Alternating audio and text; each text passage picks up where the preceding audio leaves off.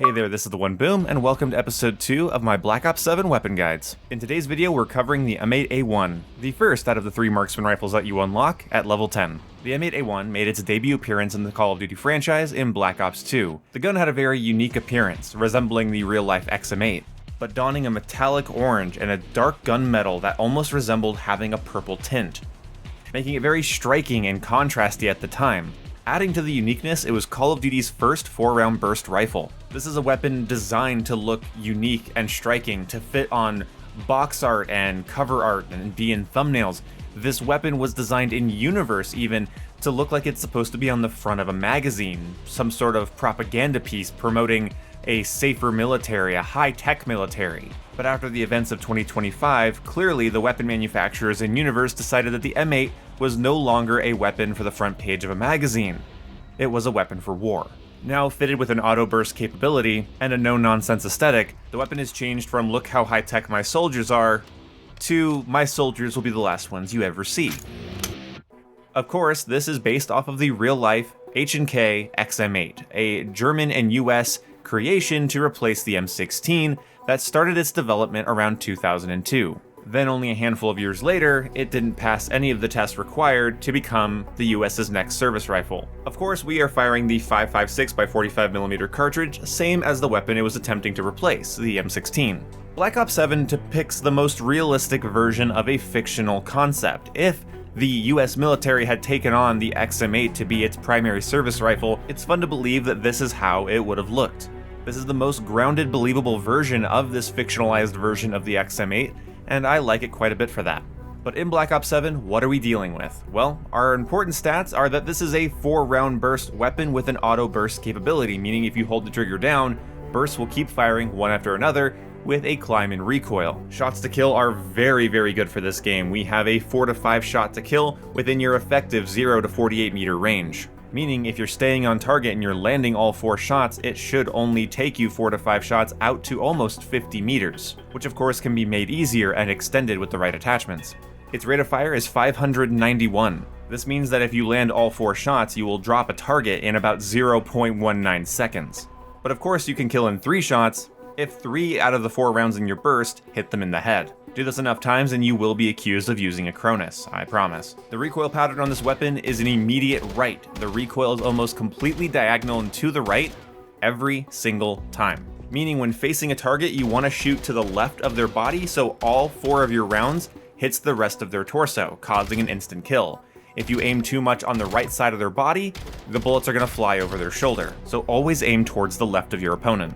Now, this is not the M8A1 of Black Ops 2 or Black Ops 3. This is not an assault rifle, this is a marksman rifle, and it handles like one. Your aim down sight speed is 310 milliseconds, and your movement speed is 4.5 meters per second, which is slower than just about every single AR, and is closer to that of an LMG. This, as far as I can tell, is the only thing balancing the weapon currently, because other than that, it is one of the easiest to use, most reliable weapons in the game.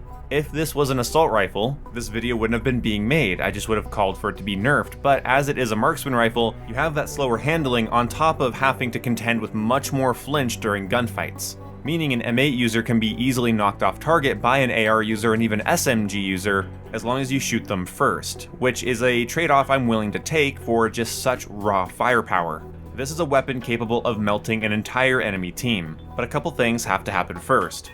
First, you need to accommodate for its slower movement speed. Don't put yourself in engagements that you have to run far away from as fast as possible. This is not a fun gun to be in an absolute mixer with. What you'd like to do is hold down lanes, lock down lines of sight, hold power positions, hold objectives.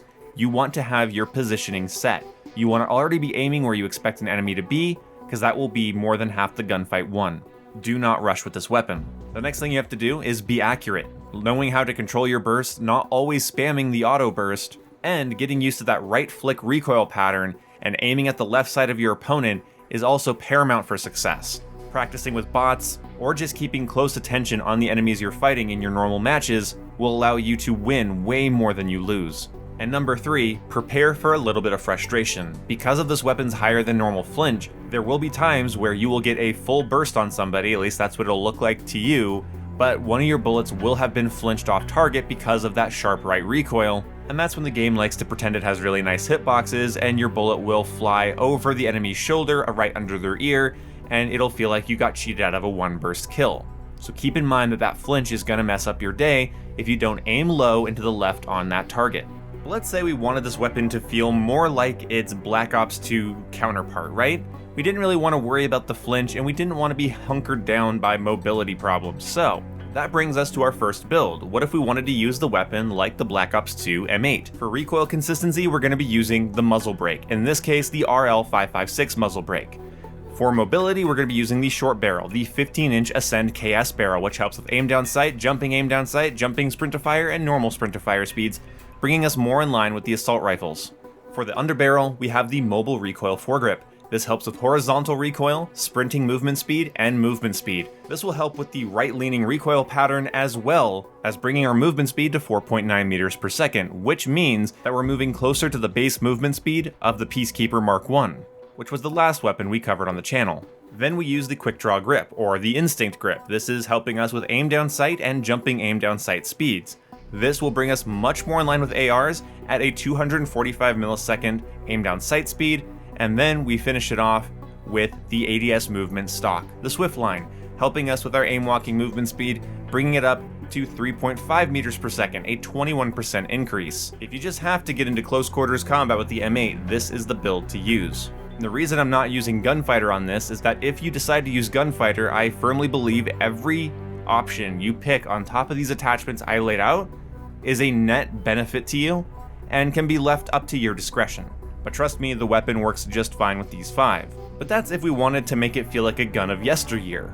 But what if we wanted to make it feel like a weapon of today, a weapon for Black Ops 7's meta? How can we use this thing to its absolute potential, and how the heck does it only use 5 attachments? Well, all you need is a Lethal Tools ELO sight for a nice open picture, that beautiful muzzle brake helping us with that first shot recoil control, kick reset speed, and vertical recoil control. That's going to be on a lot of my guns this year because, well, I made a whole video about it. It'll be linked at the end of this one, you can watch it there. But essentially there's random recoil in the game, and this will make sure that each one of our recoil patterns on this build and the previous one is going to be the same every time, which is paramount on a burst precision weapon like this.